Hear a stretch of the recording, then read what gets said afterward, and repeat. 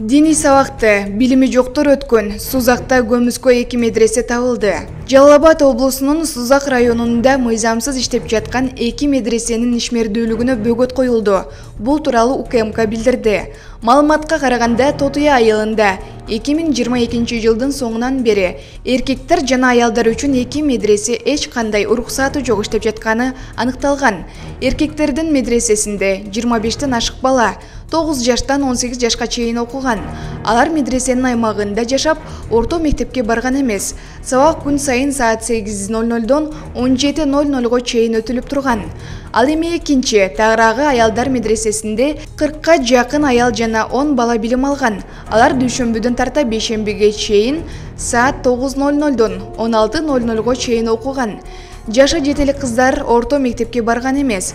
Бул медреседе диний сабактарды билими жок адамдар өтүп келгени аныкталды. Алар негизинен муфтият тарабынан текшерилбеген адабияттардан Куран менен хадистерди үйрөтүшкөн, деп айтылат маалыматта.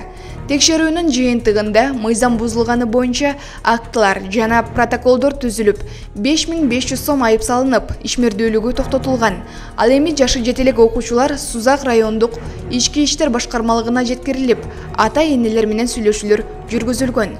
Умдем клиникасы тиш ооруларын дарылоо жана тиш салуу кызматын көрсөтөт. Стоматология заманбап техникалык каражаттар жана материалдар менен камсыздалган. Жогорку даражадагы стоматологдор өз ишинин сапатына кепилдик беришет. Кандай гана оор абалдагы тиш болсо да оорутпай алып салабыз, жулабыз. Тиштерди кесипкөй чеберчиликте гигиеналык тазалоодон өткөрөбүз. Брекет системабыз да бар. Шаары метро Нахимовский проспект, Сибашская көчөсү 7, корпус 2. Метрого жакын жайгашкан. 5 минут гана жөө басасыз.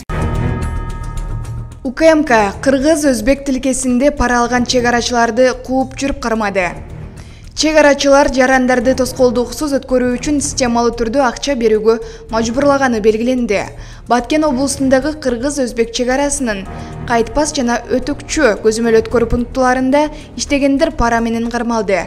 Бул тууралуу УКМКнын маалымат кызматы билдирди. Аталган бекеттерге тинтүү иштерин жүргүзгөндө акчалар кыргыз жана өзбек валюталарында сом жана сум түрүндө табылган. Каражаттарга алдын ала пара белгиси коюлган. Муну менен чегарачылар опузалап акча талап кылгандыгы тастыкталган. Алар жарандарды чегарадан тоскоолдуксуз өткөрүү үчүн системалуу түрдө 50дөн 1000 сомго чейин акча беришин талап кылышкан. Андан баш тарткан учурда аскер кызматкерлери ар кандай шылтоолор менен паспорттук текшерүүдөн өткөрбөй, талаптарына баш ийүүгө мажбур кылышкан. Учурда чегара кызматынан 4 аскер кызматкери кармалып, Баткен райондук ички иштер башкармалыгынын убактылуу кармоочу жайына киргизилген. Тергөө амалдары жүргүзүлүүдө. Маалымат Спутник Кыргызстан.